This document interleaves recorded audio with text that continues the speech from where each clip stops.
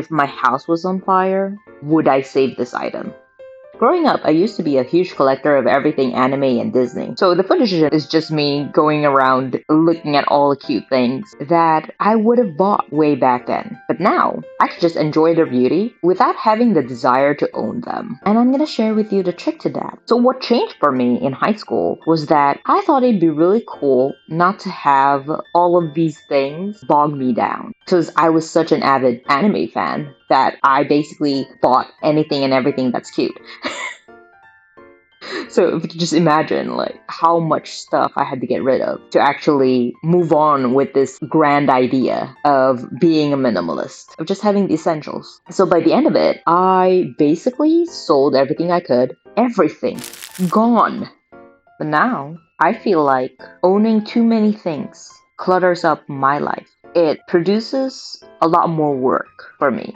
The things you obtain are things that you have to maintain as well. So the less things you own, the more time you have to actually tend to yourself, to better yourself. This was never a matter of money because you have the right to spend your money however you see fit. Nobody's ever going to judge you for that. You can buy all of the cars or stuff you want. You do you. You see, something happens in my mind whenever I think of buying things. It's basically automatic by now because I've been doing this for over 15 years. So, trick number 1. Do I need this or do I want it? If I need it, it's going to drastically improve my quality of life. I'm going to save time with this item. If I just want it because it's cute, it's fun to have, then I wonder how long will it take before it's gathering dust somewhere in my house. And if that's the case, then I don't want it at all. Trick number 3, and you're going to think that this is an insane one, but this just comes to my mind, and it pretty much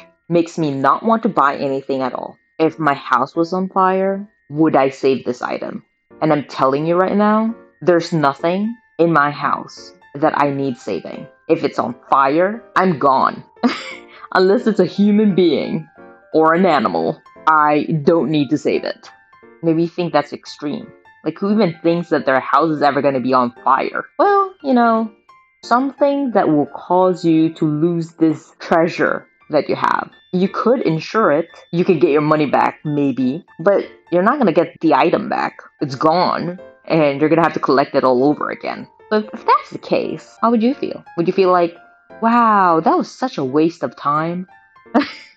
Now I have to start from scratch. And maybe I don't even want to anymore because that was a lot of work and it cost me a lot of money. Okay, it was fun for a moment, but now that it's gone, I feel really sad about it. But maybe I'm even better for it. Think about it. Now, you don't actually have to tend to things. You don't have to worry somebody's gonna steal your stuff. You don't have to clean it all the time. So I encourage you today to think about why you have the urge to own so many things. Is it because you think these things will make you happier? Seeing cute things puts a smile on your face and you think, hey, that was worth it. Think about why you think that you will be happier based on what's going on around you instead of what's going on inside of you.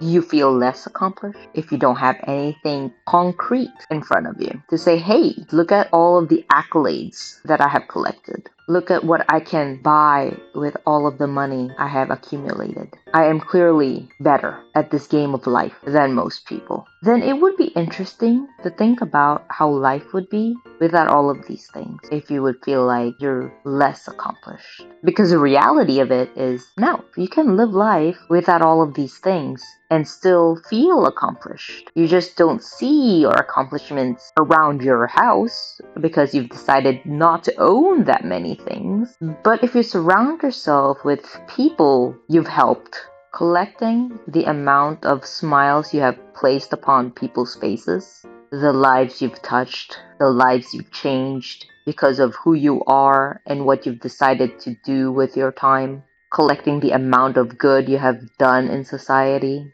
it only takes one person to make a difference in another person's life. And just because you didn't change the lives of thousands of people doesn't mean you can't change the life of one person with what you've chosen to do. If you choose to show compassion and generosity.